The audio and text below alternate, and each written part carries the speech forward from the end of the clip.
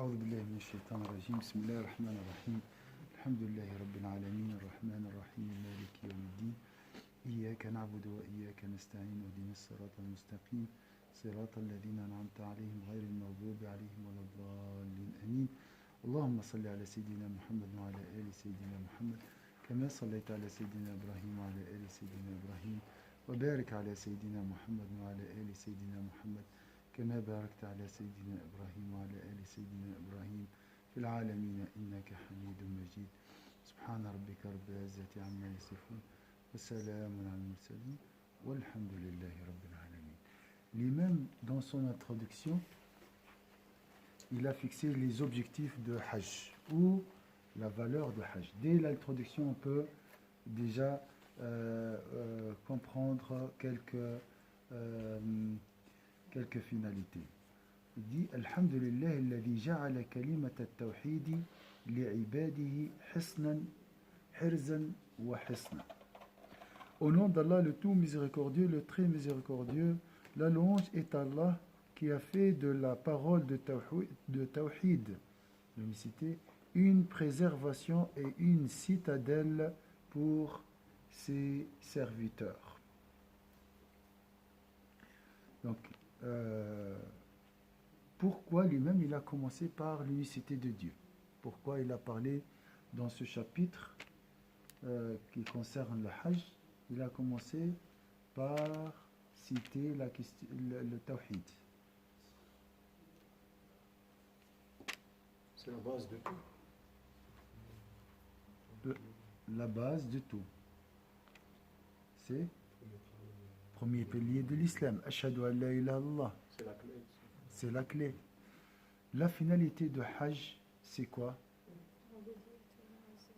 Voilà, c'est la servitude, c'est avoir un Dieu unique dans le cœur, avoir un seul Dieu, aimer, avoir un cœur absorbé exclusivement par l'amour de Dieu. Donc l'objectif de Hajj, c'est l'unicité de Dieu. Donc tu as compris, tu as lu sur le Hajj, le dogme, mais là c'est un voyage concret, palpable, comme si tu vas toucher l'unicité de Dieu. C'est ça le Hajj. Tu vas faire l'expérience de l'unicité de Dieu.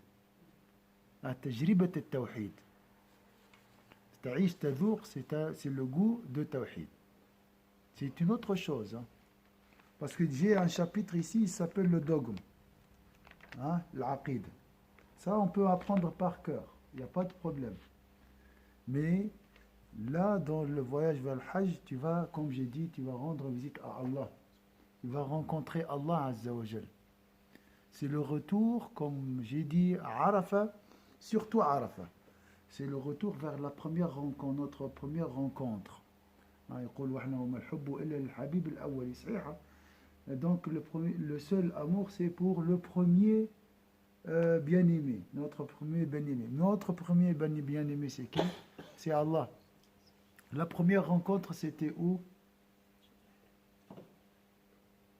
Arafah, c'est un rappel, c'est un renouvellement de ce pacte, où on a conclu le pacte avec Allah la première fois, lors de la première rencontre, notre première rencontre avec Allah, notre première Ashhadu an la ilallah, notre première contemplation.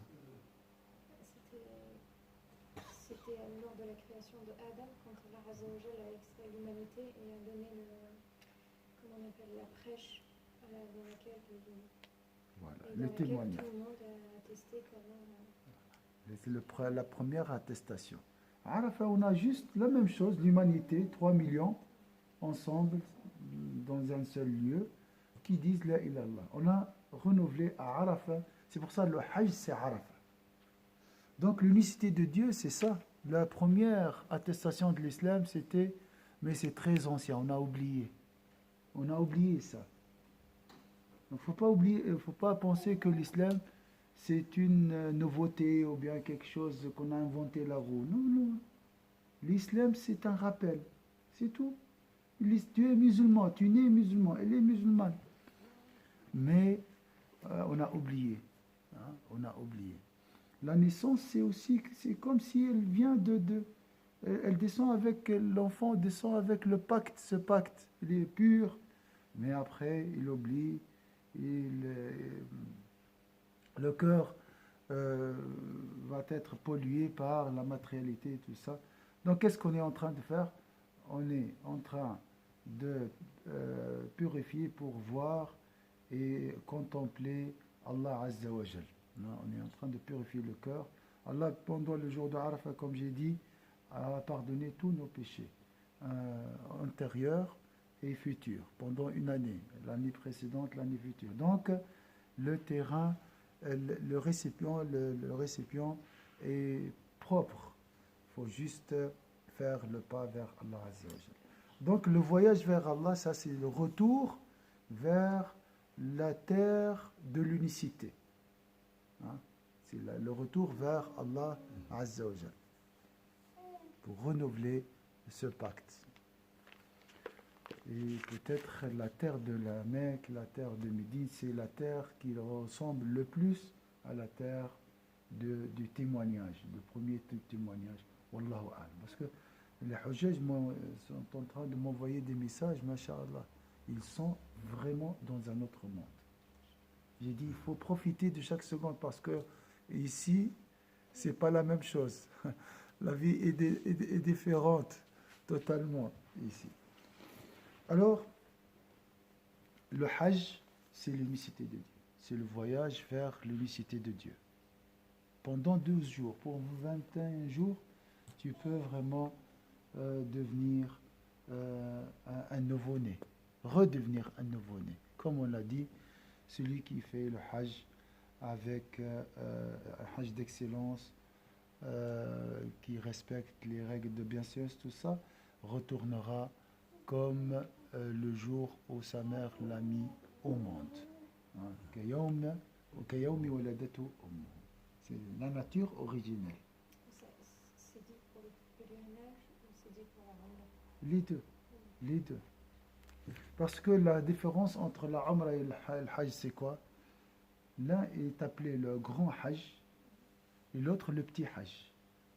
Le Hajj al-Asghar, c'est l'Umrah. Le Hajj al-Akbar, c'est le Hajj. Mais à la fin, c'est la rencontre d'Allah et de son messager. Donc, et maintenant, il a dit وَجَعَلَ الْبَيْتَ الْعَتِيقَ مَثَابَةً لِلنَّاسِ وَأَمْنًا. La louange est Allah qui a fait de la parole de Tawhid une préservation et une citadelle pour ses serviteurs et a institué la maison antique. Je regardais le mot antique aussi, ancien, très ancien, le pacte qui est très ancien avec un antique. Pourquoi Atiq? Pourquoi? Pour rappeler à l'origine. L'origine, c'est très ancien, il ne faut pas oublier. Donc, c'est un voyage dans le passé, si je peux dire. Et dans le futur, bien sûr, dans le sens, c'est un voyage vers le jour de la résurrection. Parce que Arafah aussi, le Hajj, c'est la vie future. Il a institué la maison antique comme lieu de réunion et de sécurité pour les hommes. On a vu aujourd'hui aussi que le cercle, parmi la signification d'un cercle, ou bien c'est une protection. Hein. Le tawaf, c'est une protection. Donc, si tu veux être protégé, il faut faire une citadelle autour de... Donc, la même chose. Donc, le Hajj aussi est une protection.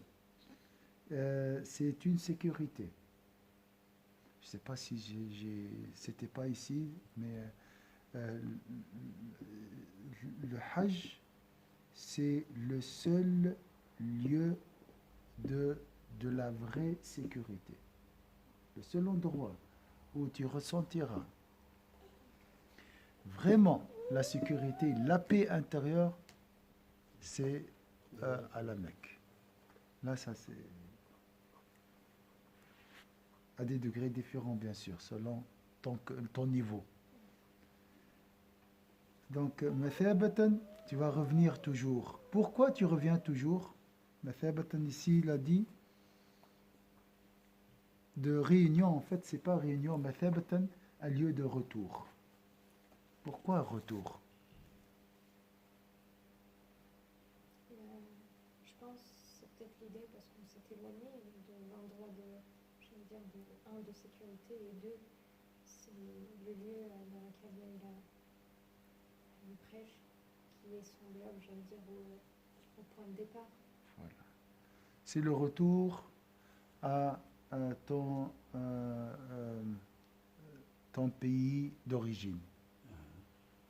Notre pays d'origine, c'est Dieu.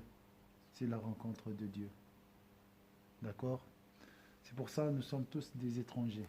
J'ai dit, je rappelle toujours, on vit un degré d'étrangeté ici, sur cette terre.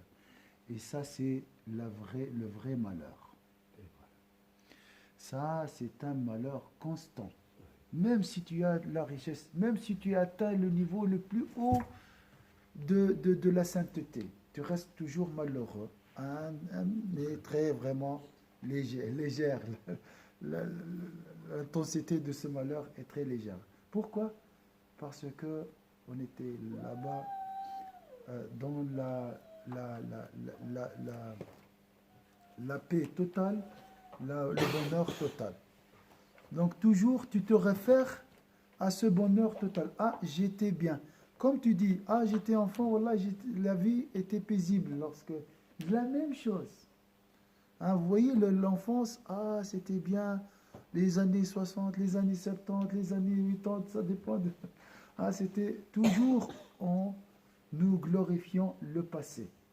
Et ça, c'est un réflexe aussi. En réalité, nous cherchons le point de départ, la première rencontre avec Allah Azza wa Jal. Ou notre vie au paradis, c'est aussi la proximité de Dieu. Le paradis, c'est quoi? En réalité, c'est la proximité avec Dieu. Alors, le retour, c'est le retour à notre mère, le retour à notre pays d'origine, à notre terre-mère. C'est le retour à chez nous. On te dit toujours chez nous. C'est ça. C'est pour ça, si une fois tu as visité la Mecque, tu veux toujours retourner. Et quand tu vois les Hujjaz, tu commences à pleurer. Pourquoi?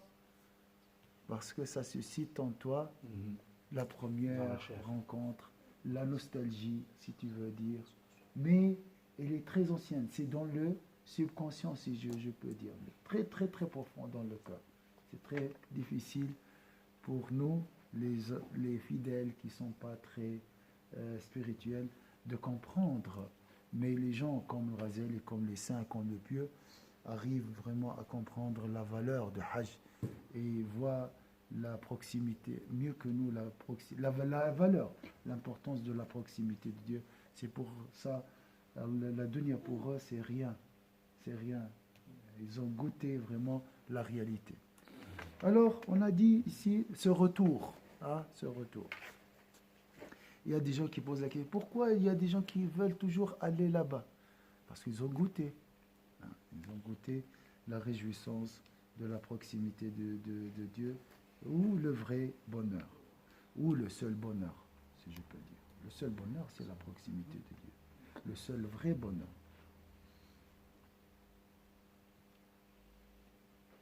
Alors, qui peut me résumer maintenant sa conception concernant le Hajj? Pour vous, c'est quoi le Hajj? Qu'est-ce qu'on a vu jusqu'à maintenant? C'est ce que vous avez dit. Le retour vers Allah. C'est justement en fait transcrire le tawhid, c'est une forme de transcription de l'acte ou de, je veux dire, la foi dans la ilaha illallah. Voilà. Donc renouveler ce pacte avec Dieu, d'accord? Puis compléter. Compléter. Compléter. Comment tu veux dire compléter? Parce qu'il y a cinq choses. Moi, je n'arrive pas à parler le français. C'est pas ça le plus important. Expliquer, mais le plus important, c'est le cœur, enfin, c'est pas la langue. Oui, et puis pour expliquer, c'est important. Et cinq choses sur l'islam, c'est okay. Salat, zakat, et pèlerinage, Hajj, Hajj, oui. Et puis voilà, ça c'est aussi pour compléter. Ouais. Très bien, très joli. On va parler juste après aussi. Euh, comment vous voyez compléter le Hajj, compléter l'islam par le Hajj? Moi, je pense que c'est le dernier pilier, et puis l'unicité et le savoir de l'islam. Il faut les 5 piliers, quoi, le salat, tout ça. Qu'est-ce qu'il a dit trois fois, quoi. Des fois, on a cette idée. Le reste, c'est le Hajj. C'est parce que si vous avez le moyen, hein, on pense que c'est presque surrogatoire. Si j'ai le temps, si j'ai pas alors qu'en réalité, l'islam, c'est quoi? Unicité et unicité. On a dit, le Hajj, c'est l'unicité de Dieu. Hein? Le premier, c'est l'unicité avec la langue. Le deuxième, c'est avec le cœur. Avec le cœur. Le Hajj, c'est sacrifier tout, le temps, l'argent, la santé. Donc, c'est l'unicité de Dieu, le Hajj. Et le premier, c'est aussi l'unicité de Dieu. Et entre deux, on a la prière, la zakat et le jeûne. D'accord? Donc c'est un pilier comme les autres. Mais Allah veut la facilité pour nous. Il ne veut pas nous obliger de s'endetter pour aller là-bas, ou bien même si tu es handicapé, tu dois aller là-bas, ou bien même si tu es incapable. C'est pas ça l'objectif. Parce que nulle contrainte en religion. Dieu ne veut pas nous obliger à l'aimer. Dieu ne veut pas nous obliger à l'aimer. C'est ton choix, c'est à toi de voir. Donc fais l'expérience et cherche cet amour. Alors, c'est l'unicité de Dieu. Mais par l'expérience, par l'effort. Donc c'est une expérience sincère. L'unicité de Dieu, un retour vers Dieu, un voyage vers la terre de la paix intérieure, la source de la paix sur cette terre, c'est la Mecque et Médine.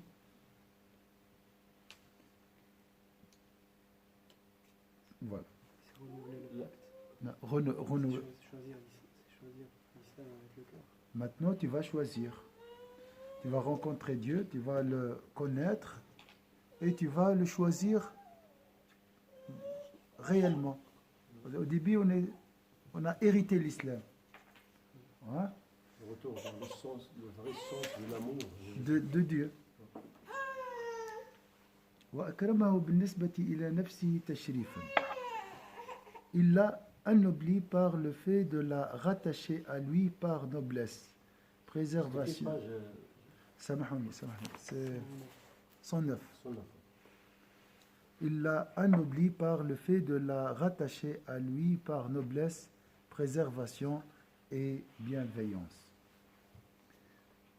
Comment vous voyez la question de la noblesse de cette maison?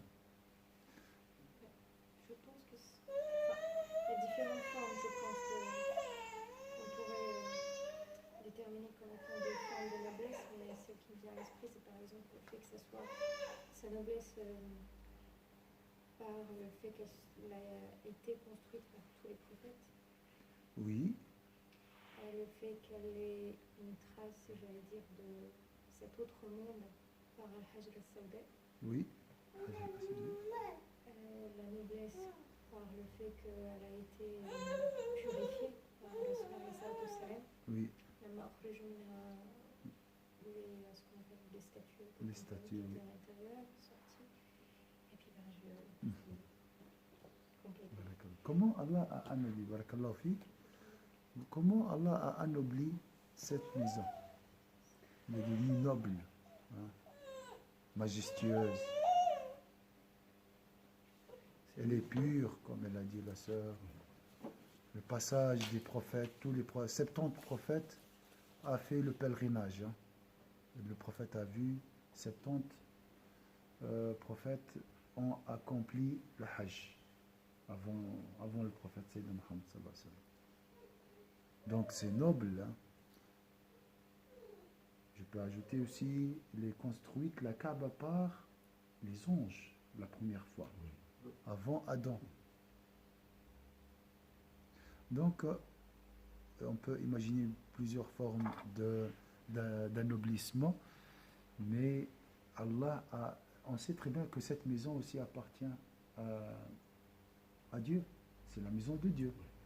Ta maison, c'est la maison de Dieu aussi. Elle appartient à Dieu. Vous êtes d'accord?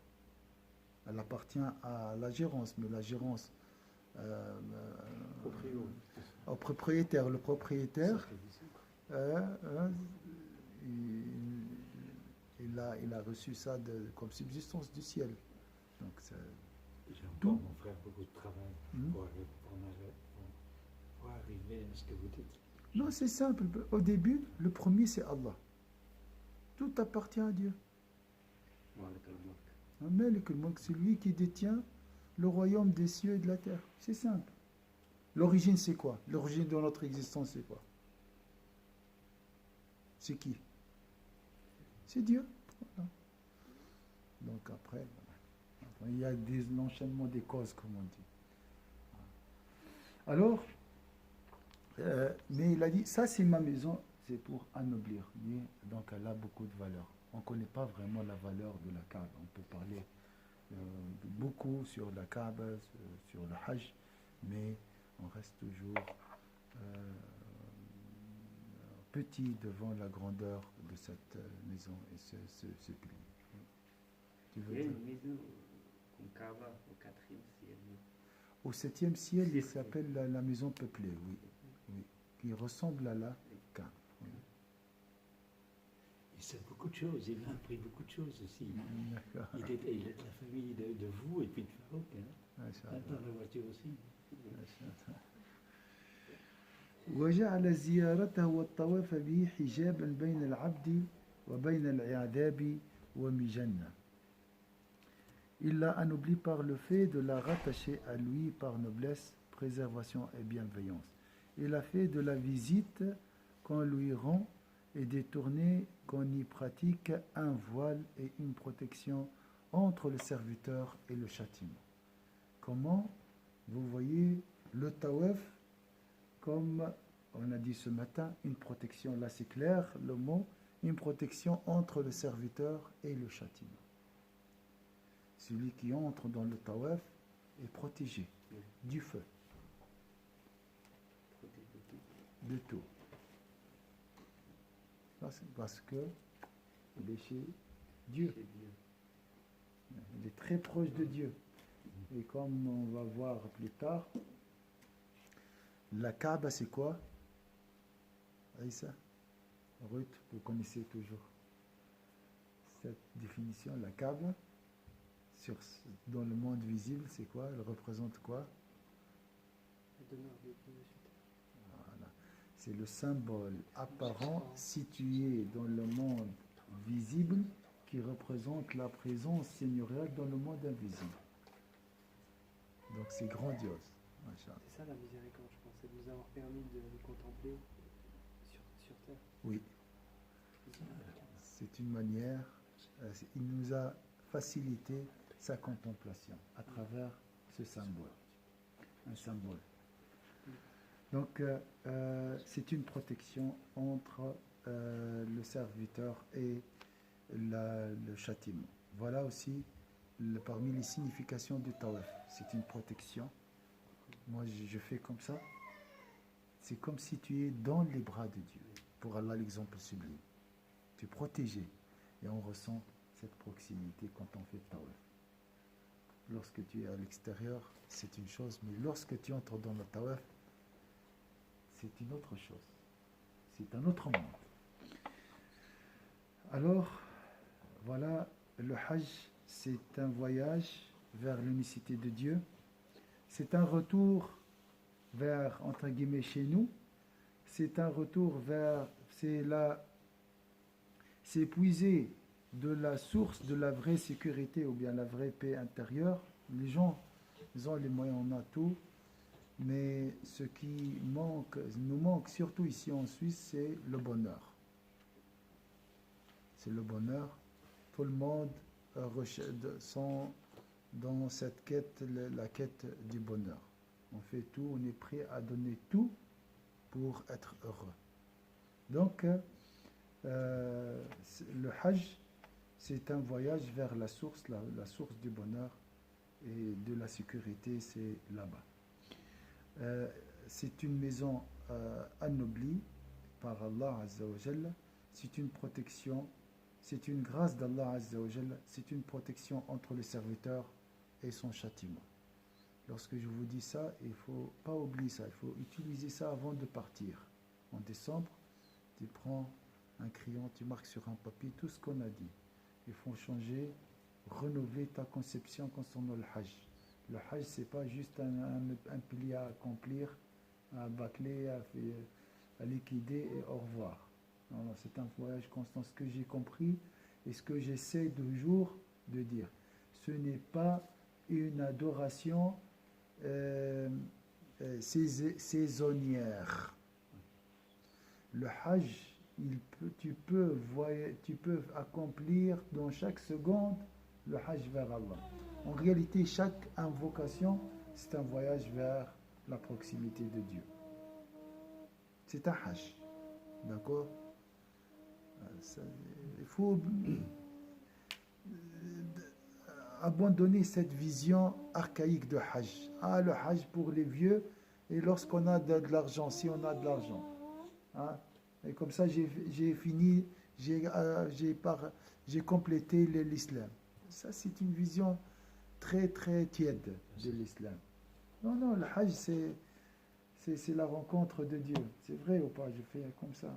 Je parle avec elle. Hein? Elle est fâchée, comme... Est-ce que c'est clair ici?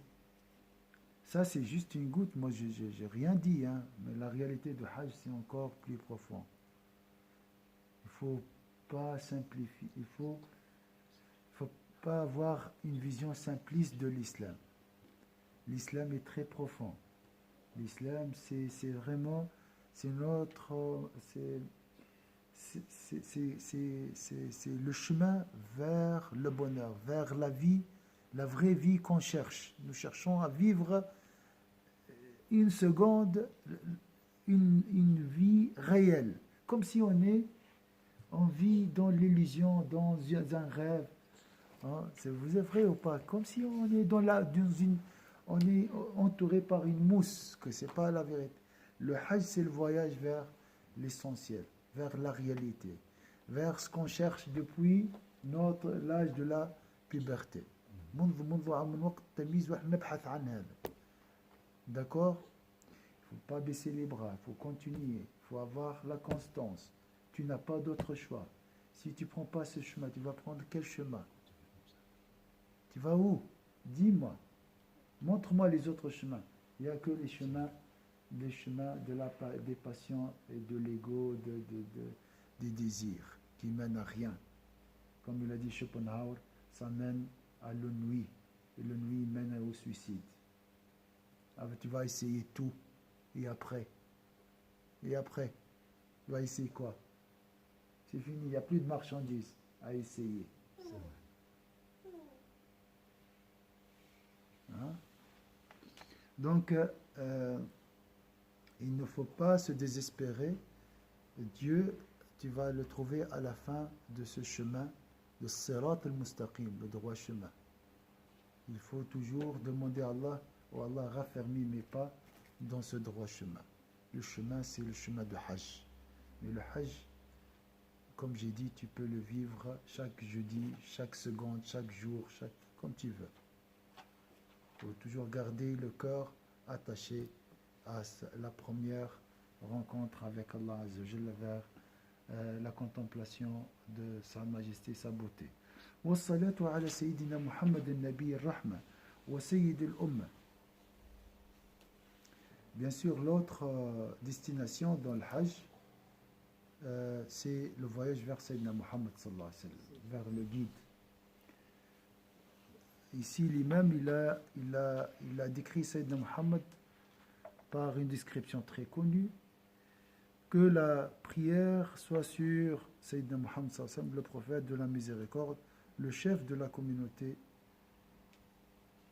sur sa famille et ses compagnons, ceux qui conduisent vers la vérité, et les chefs des créatures, et que Dieu lui accorde généreusement ses salutations de paix. Voilà, le prophète de la miséricorde.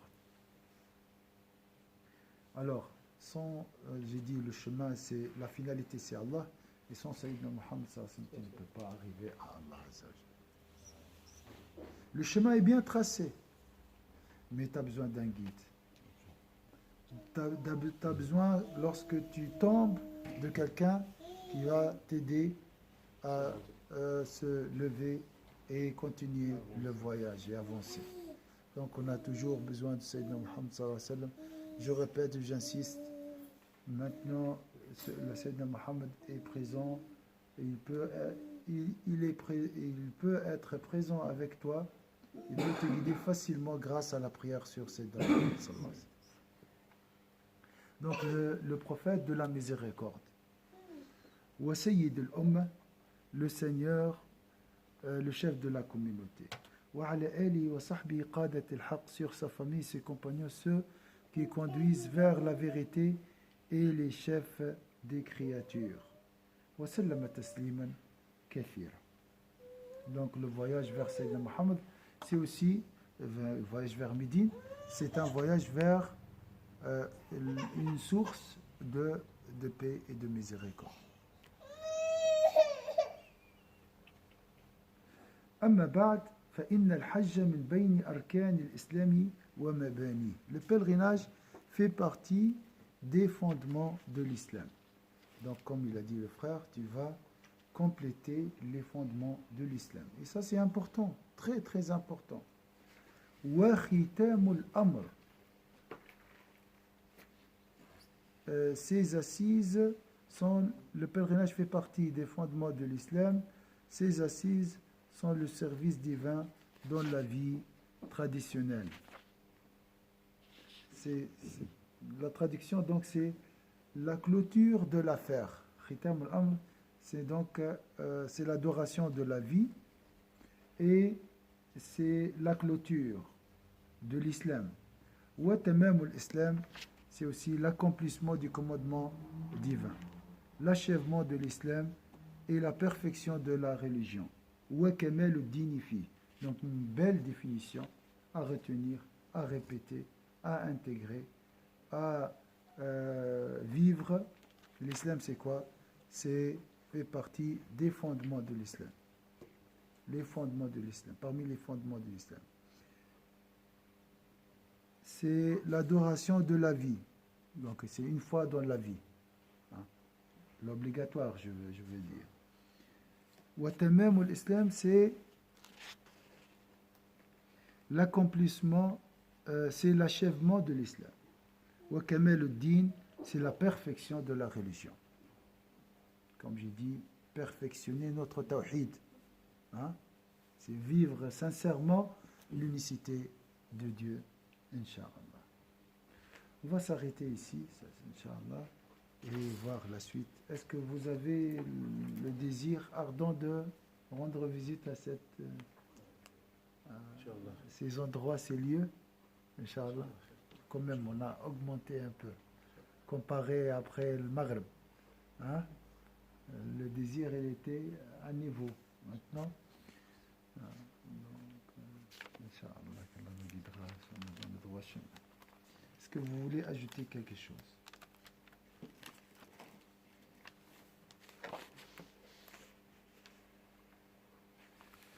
Barakallahu fikum, et Inch'Allah, à notre voyage la semaine prochaine, Inch'Allah. أعوذ بالله من الشيطان الرجيم بسم الله الرحمن الرحيم والعصر إن الإنسان لفي خسر إلا الذين آمنوا وعملوا الصالحات وتواصوا بالحق وتواصوا بالصبر سبحانك اللهم وبحمدك نشهد أن لا إله إلا أنت نستغفرك ونتوب إليك سبحان ربك رب العزة عما يصفون سلام على المرسلين الحمد لله رب العالمين وجزاك